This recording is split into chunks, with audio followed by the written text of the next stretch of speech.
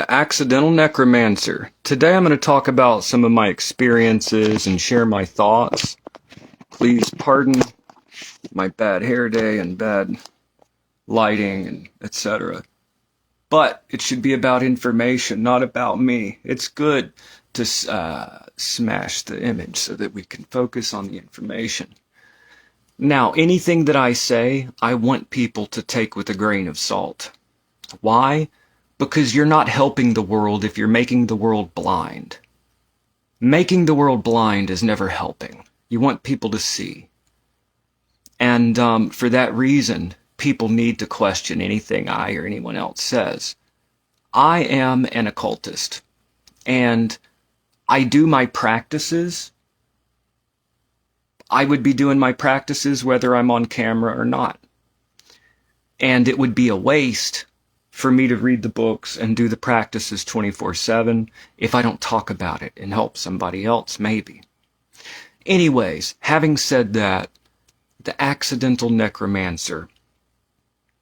I don't want to go into it, but I feel guided. And I don't want to go into it, but I feel guided. And I feel I had instructions to go to the graveyard. I was like, the graveyard? Why would I go to a grave? Go to the graveyard and meditate. At night? Okay. So I've been doing it. And I've had some interesting experiences. Now, this is very important, and I teach this in my videos.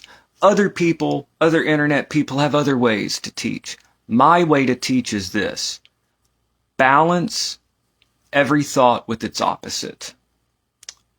And also, be open-minded when you're doing the ritual. Be open.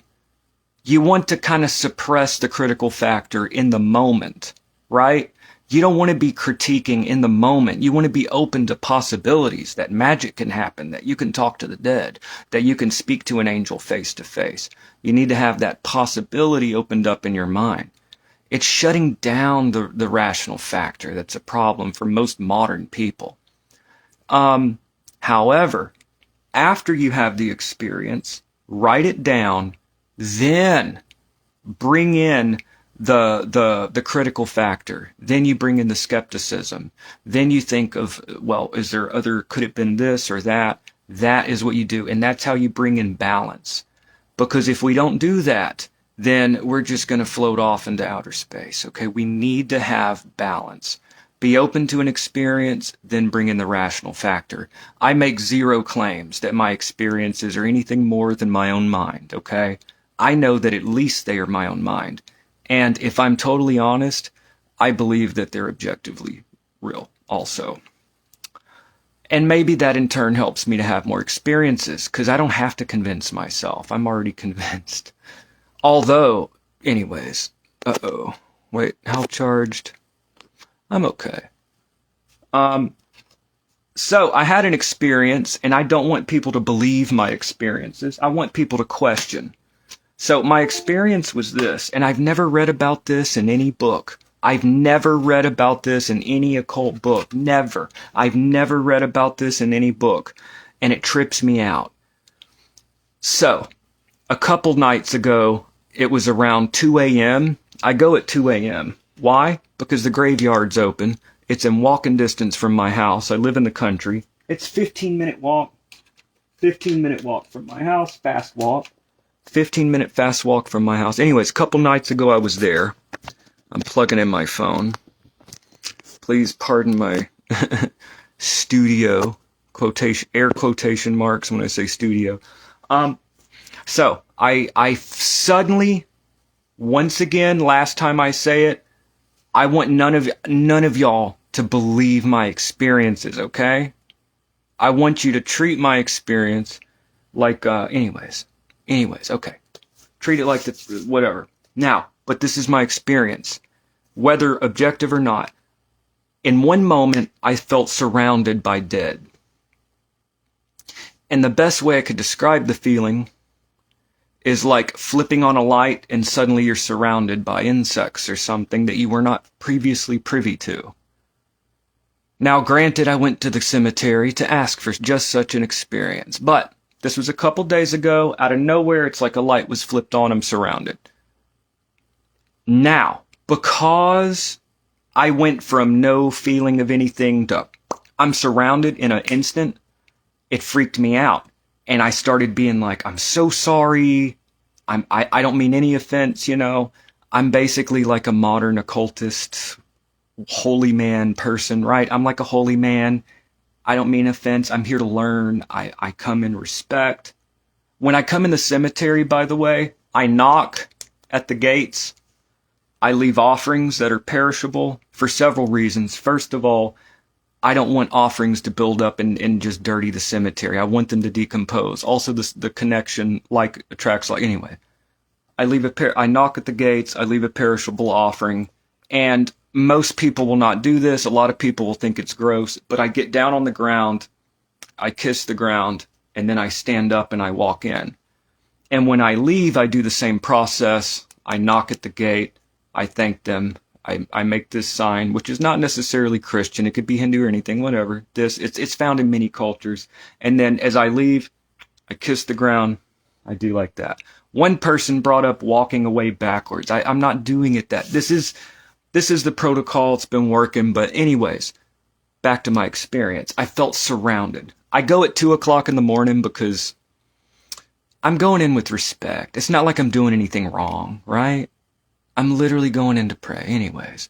But I go that late for several reasons. Psychological factor, the quiet, the symbolism. Nighttime is the other side of things.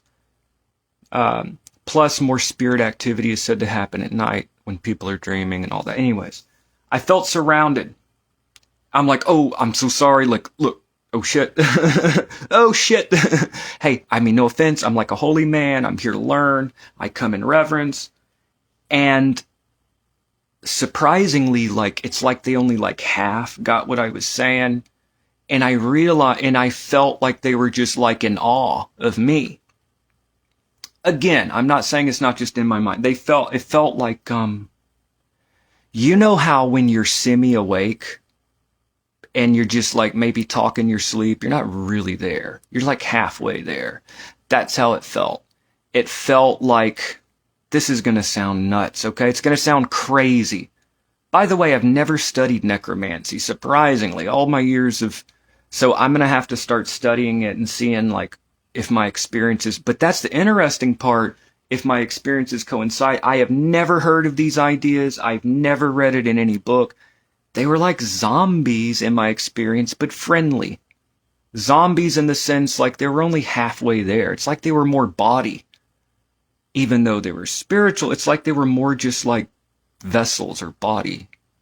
Anyways, when I felt surrounded by the dead, like a host, like an army, and then I realized they were friendly and really just kind of halfway even grasping what I'm telling them.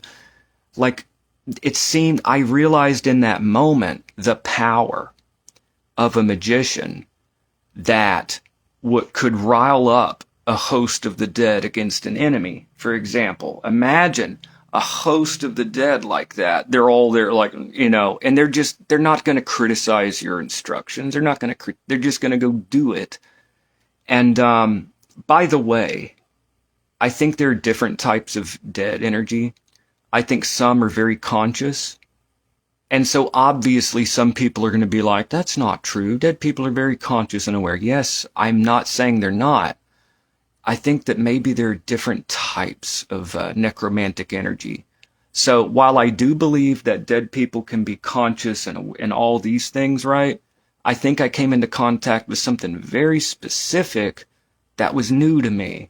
It felt like a host of, ready to like do what you asked them to do. And I realized the power, and I realized that I'm a pretty good guy. And anyways, I want to learn. So I go there at night to contemplate duality and my own mortality, and plus I just feel called. I don't know how to describe it. When I wake up, I want to go to the graveyard. I don't know why. I'm going to the graveyard to pray and meditate. It's just like, that's my place. I don't go in the day also because of the sun damage. I'm 39 and I watch my own videos. Plus it's the lighting. If you got me in a good lighting, you wouldn't see all my flaws. But because of the lighting, you know, you see all the, so I don't want to go out in the sun, you know, and get, you know, and walk, you know, anyways. So I like to walk it and do the mantra at night and sit and meditate, and it's really great. Anyways, that was my experience. I think that there may be intelligent forces, but this was a new thing. I never heard of like a mindless kind of dead energy. Now, having said that, I am not going to draw conclusions about the nature of things off of one experience. That, in my opinion, would not be truth-seeking. That's fantasy hunting. There's a difference. What do? Write down my experience and document it. Try to, like an objective observer, of my subjective experience. And then later on, bring in the critical